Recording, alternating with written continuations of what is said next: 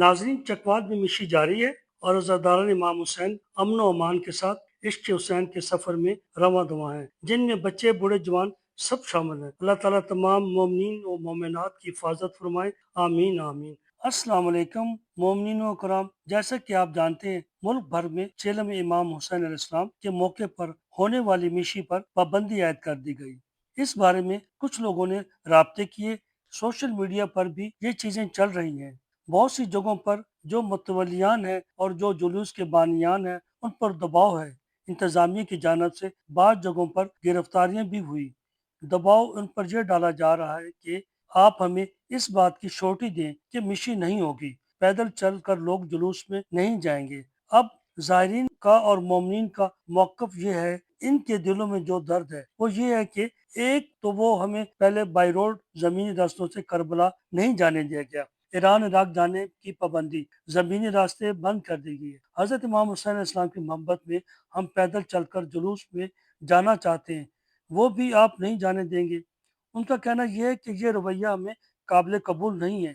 اس حوالے سے علماء کرام نے آج پریس کانفرنس بھی کی، گزشتہ روز بھی کی، اور جو مشی پر پابندی لگائی گئی ہے اس کے خلاف آج لاہور ہائی کورٹ میں ایک پٹیشن فائل کی گئی۔ اس کے خلاف اس کی سماعت کل ہونا تھی، لیکن لاہور ہائی کورٹ کے جسٹس شمس محمود مرزا نے انہوں نے یہ سماعت سننے سے انکار کر دیا، اور انہوں نے کہا کہ میں یہ سماعت سن نہیں سکتا، حالانکہ بنیادی انسانی حقوق کے حوالے سے یہ ریٹ کی گئی تھی۔ اب بات یہ ہے کہ جب عدلیہ کے جج یہ سننے سے انکار کریں گے تو پھر لوگ کہاں جائیں گے؟ چکوال کی عدالت میں، چکوال سیشن کورٹ میں اسی حوالے سے ایک فیصلہ آج آیا ہے۔ ایک مومن نے وہاں پہ پٹیشن فائل کر رکھی تھی، اس کو اور اس کی فیملی کو ہراساں کیا جا رہا ہے انتظامیہ کی جانب سے، اور ان پر دباؤ یہ ڈالا جا رہا ہے ہمیں اس بات کی شورٹی دو اور گارنٹی دو کہ یہ جلوس تم نہیں نکالو گے۔ اور انہوں نے کہا کہ ہمیں اس حوالے سے ہراس کیا جا رہا ہے، اور جو فیصلہ دیا گیا ہے سیشن کورٹ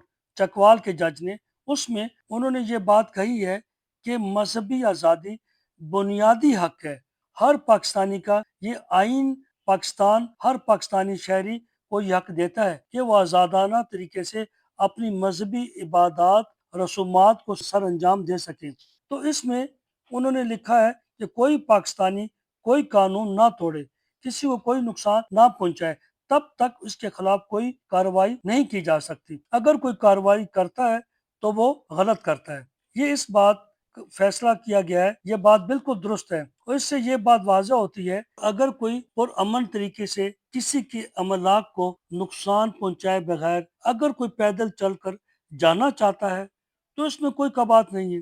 یہ جو چیلم کے موقع ہے حضرت امام حسین اسلام کا، یہ عزادار گھر سے پیدل چل کر جاتے ہیں، اس میں نہ کوئی سیاسی مفاد ہے اور نہ اس میں کوئی توڑ پھوڑ ہوتی ہے، صرف اور صرف اپنے جذبے کے تحت، عشق اہل بیت کے تحت عزادار اتنی گرمی کے موسم میں چلتے ہیں۔ یہ کسی کو نقصان نہیں پہنچاتے، کسی کا سامان نہیں لوٹتے، جیسا کہ ہم نے تاریخ میں پاکستان میں دیکھ رکھا ہے۔ مختلف سیاسی جماعتوں کے ارکین جب نکلتے ہیں تو فروٹ کی ریڑھیوں، اور مختلف سیاسی جماعتوں کے اراکین جب نکلتے ہیں تو فروٹس کی ریڑھیاں لوٹ لی جاتی ہیں۔ وہ ویڈیوز موجود ہیں سوشل میڈیا پر۔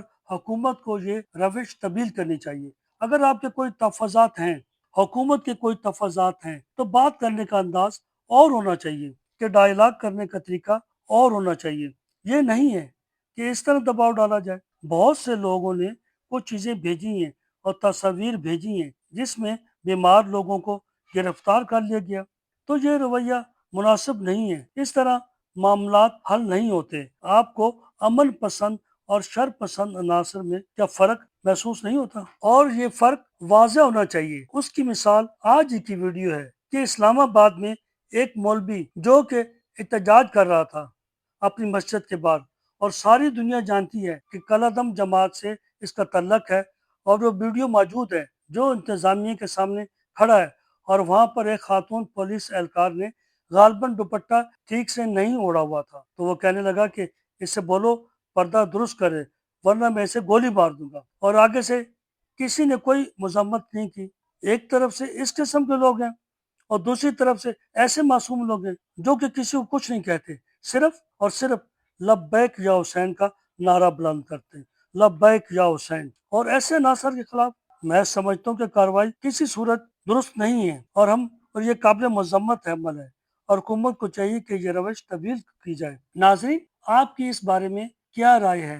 مجھے کمنٹ باکس میں ضرور بتائیے گا اور اپنا بہت خیال رکھیے گا۔ والسلام۔ پاکستان ہمارے اسلاف اور اجداد نے اس لیے بنایا تھا کہ ہم یہاں پر ایک مسلمان ہونے کے ناطے سے آزادی کے ساتھ اپنی عبادات کو انجام دیں گے، ہم اپنے فیصلے خود کریں گے، آزاد ہوں گے، سب کو جو پاکستان کے شہری ہوں گے مساوی حقوق ملیں گے۔ اسی بنیاد پر پھر بالآخر پاکستان کا آئین بن گیا اور اس کے ابتدائی 2 درجن کے قریب یا اس سے زیادہ جو آرٹیکلز ہیں وہ بنیادی انسانی حقوق کے بارے میں ہی ہیں۔ اس وقت آپ جانتے ہیں کہ محرم اور صفر یہ 2 مہینے امام حسین علیہ السلام نواسہ رسول صلی اللہ علیہ وسلم جو کہ کربلا میں شہید ہوئے، صدیوں سے ان کا ذکر ہوتا ہے، مجالس اعزاء ہوتی ہیں اور عزاداری کے جلوس ہوتے ہیں، دنیا میں ہوتے ہیں۔ اب صورتحال یہ ہے کہ لوگ جو ہے پیدل جاتے ہیں، گاڑیوں میں جاتے ہیں، موٹر سائیکلوں پہ جاتے ہیں۔ اس وقت چلے میں امام حسین علیہ السلام کے بارے میں ائمہ اہل بیت علیہ السلام نے، امام جعفر صادق علیہ السلام نے، دیگر ائمہ نے تاکید کی ہے کہ آپ پیدل جائیں اور 40 میں شرکت کریں۔